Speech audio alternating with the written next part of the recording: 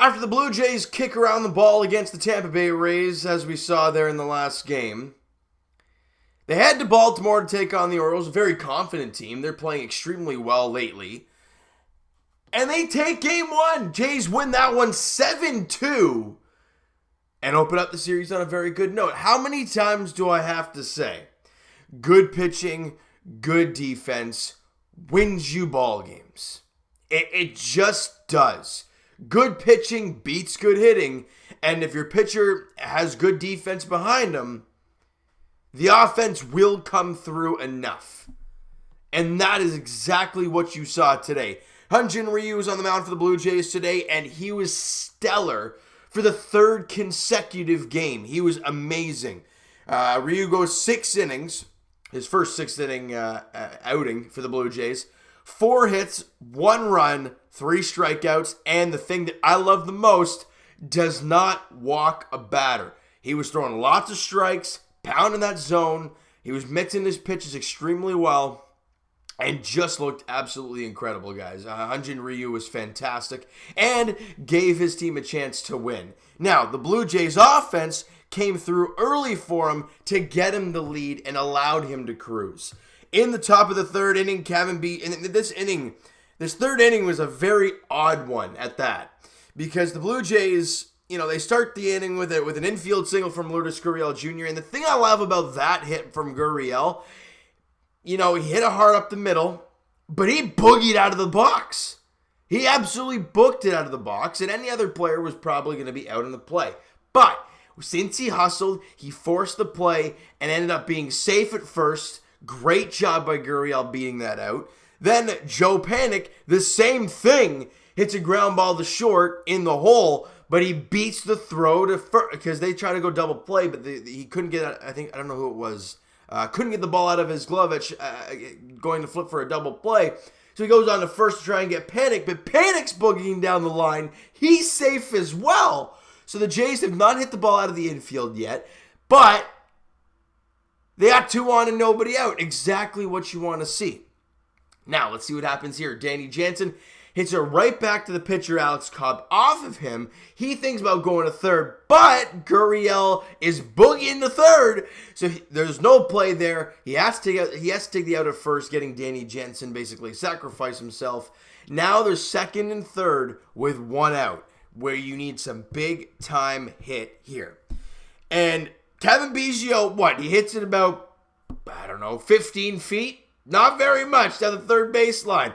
Pitcher Alex Cobb comes with it, shovels it on to home, but Gurriel, once again, putting all the effort in, slides it home in a beautiful slide. It looked like Kevin Pillar on that slide, guys, going to the outside and kind of just tucks his hand in just to get a piece of home. He's safe. Blue Jays, another infield single from Kevin Biggio, and the Blue Jays take a 1-0 lead. They do not hit the ball out of the infield, yet they have a 1-0 lead. That's what you call small ball at its finest, and that's what you call hustle. And that's what you love to watch, is that kind of stuff. Beautiful.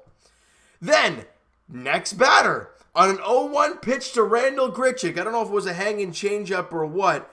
Was it a changeup? It looked like a changeup. It was a splitter, excuse me. Yeah, split finger from Alex Cobb. But problem, it stayed in the middle of the plate, and Grichuk crushes it to dead center field, and it's gone. A 3-run shot for Randall Grichuk, and he blows it open. The Blue Jays now lead it 4-0. Look at that. You can't hit the ball in the infield. You hustle, you hustle, you hustle. And it leads to Grichuk hit a 3-run shot, and the Blue Jays now lead 4-0. And as I mentioned, Blue Jays get excuse me. Yeah, I passed out near the end of the game, as you guys can probably tell. He's uploading it so early or later, depending on how you look at it. Yeah, because I passed out so early and I just got up. It's crazy. But I watched the whole game, but just passed out, and it was weird. It was very odd. I worked 5 days in a row, getting up at 4:30 in the morning. So yeah, I guess that would do it for me, and I'm off for 2 days now. So I guess that's why I passed out. But I'm here for you guys. And in the bottom of the 4th inning, you had Severino single to left field. Santander scores to make it a 4-1 game off of Hyun-Jin Ryu. But really, there was no sense of urgency from Ryu. He just still went out there and did his thing. And he was, like I said, he was absolutely stellar, and he was able to get through 6 innings, allowing only the 1 run. The Jays gave him the 4 runs of offense, but they really didn't get much after that until the top of the 7th inning, where they get the offense flowing yet again. I don't know why my phone is going really slow right now.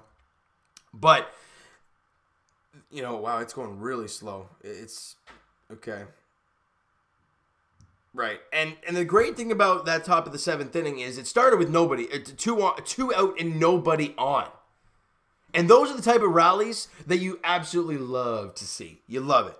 Right, Gurriel lines out to Velika, and then Panic grounds out to Velasquez, and then Danny Jansen walks on 4 pitches, and then Kevin Biggio hits an infield single. They're loving their infield singles apparently in this game.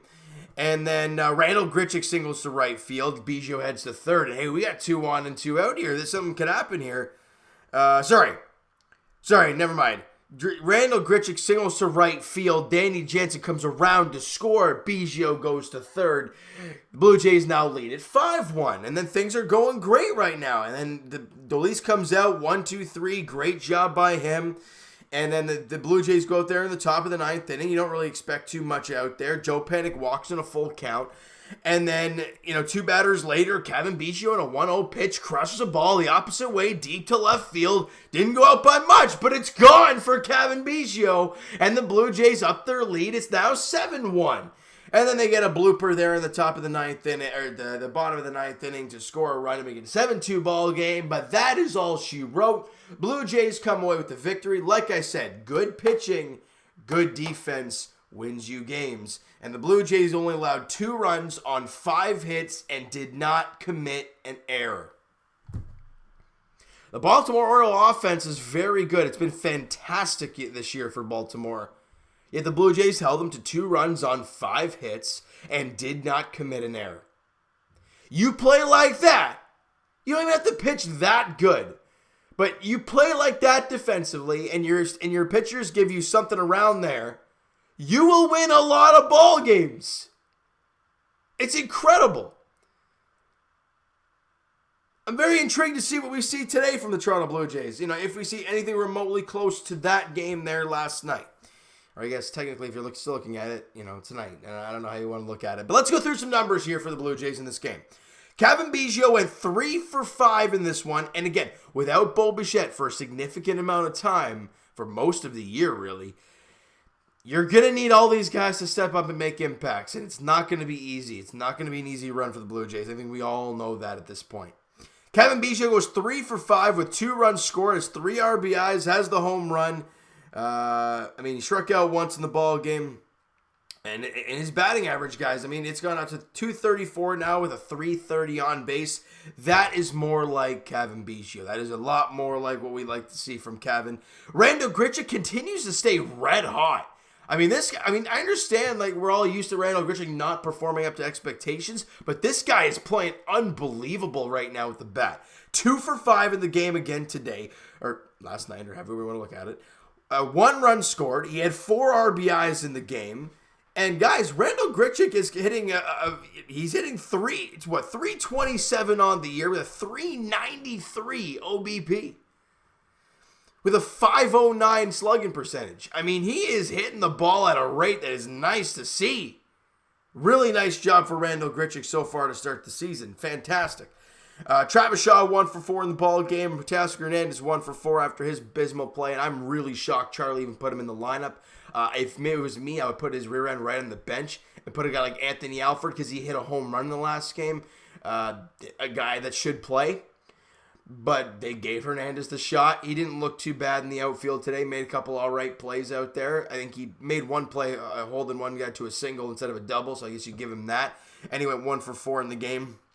Rowdy Tellez 0 for 3 in this one. Vladimir Guerrero Jr. back-to-back 0 for 4 games. So you really, I think he went 2. No, I don't think it was 0 for 4 in the last game, but he was 0 for 4 in this game with a strikeout. Not a great game for Vladdy with the bat. Really struggled in this one. Lourdes Gurriel Jr., who was 1 for 18 in Buffalo. Mightily struggled there. I don't know what happened to him. But he went 1 for 4. The run scored, and that was that infield single. When you're pressing, when you're not getting a hit, and you get an infield single, hey, it does a lot for your confidence, especially when you come around to score a big run. The first run of the ball game, it's massive. And it was a great job for Gurriel to do a job there. Joe Panik, look, as much as he's filling in for a guy like Bo Bichette, you can only do so much. He went 1 for 3, scored 2 runs, and walked once in the ball game. So a good job by Joe Panik doing the best that he can in a tough situation. And Danny Jansen went 0 for 3 in the ball game, but he did walk and come around to score. So a good job getting on base for Danny Jansen, as he's done quite a bit this season, because he has batting average only 178, but his on base is 321. So a good job for Danny doing a job there with the bat. And we talked about Hyun-Jin Ryu's fantastic outing of 6 innings of 4-run ball. Guys, his ERA drops to, I'm going to try and find that here with my phone being extremely slow. And, of course, those numbers don't even pop up for me. So, I don't know. It was like 346 or something like that for Hyun-Jin Ryu. I could be smack on. It could be a little off. I don't know. But it's in and around there for Ryu. He's stellar in this game. And hopefully he continue to do this and continue to show us why he is an ace in our pitching staff. All right. Rafael Dolis, he went a clean inning. Good job for him. No hits, no walks, no strikeouts. Great job out there. Anthony Bass did a very good job. 1 inning, no hits, no walks, and 2 strikeouts. And then Waguespack gave up 1 hit, 1 walk. It was the blooper to give up that 1 run there in the bottom of the 9th inning. Got a strikeout, and that was it for his ball game. But like I said, the Blue Jays round out, and they only allowed 2 runs. They only allowed 5 hits. They did a fantastic job today, and they came away with the victory. If they can play like this on most given nights, they will win a lot of baseball games. But the question is, can they play like that on any given ball game? That is the question that we're not quite sure about as of yet. But game 2 of the 3-game set for the Blue Jays and Orioles goes, I guess if you're looking at it correctly, tonight as the Jays are in Camden Yards, 7:35 first pitch. Nate Pearson gets the ball, and his last 2 outings have been not the greatest, especially the last one. But for him, he's going to bounce back. We all know that. He's facing a very tough Orioles offense at Camden Yards in a hitter's ballpark against former Blue Jay for a very short time, Wade LeBlanc. That is the pitching matchup there tonight as the Blue Jays look to win the dang series. They had the chance to do that against Tampa, winning the opener, and then they lost both. You got a chance to win the series against Baltimore and just get on a nice little roll here. Even though you don't have Bo Bichette, you got to find a way to string some wins together. And let's get that going tonight. 7:35 first pitch at Camden Yards. All right, so you know what, guys? That is going to do it for this one. If you enjoyed the video and enjoyed the game there last night, tonight, wherever you want to look at it. All right, Twitter's, sorry, I got ahead of myself there. Hit the subscribe, like that button if you guys enjoyed this, if you guys enjoyed the game and enjoyed the video. Hit the subscribe button if you guys have not already. Comment down below your thoughts on the game. Would you like, would you not like from that game in the 7-2 victory for the Blue Jays? Like I said, Twitter is down below for myself. Follow up, send me a DM, do all that great stuff. Also, the Instagram link is down in the description, so if you have not followed it up there, please go do so. And I will talk to you guys Raptors edition in Game 2 of Round 1 of the Eastern Conference of the NBA playoffs against the Brooklyn Nets there on Wednesday afternoon, 1:30 tip-off. All right, Raptors looking for that 2-0 series lead after that big win there yesterday. Great job for the Raptors there. And as for the Blue Jays, as we talked about, their next contest is Game 2 of the 3-game set against the Orioles. There tonight, 7:35 first pitch. Nate Pearson, Wade LeBlanc is a pitching matchup there at Camden Yards. Thank you guys so much for listening and watching. Hope you guys enjoyed the video. Talk to you guys then.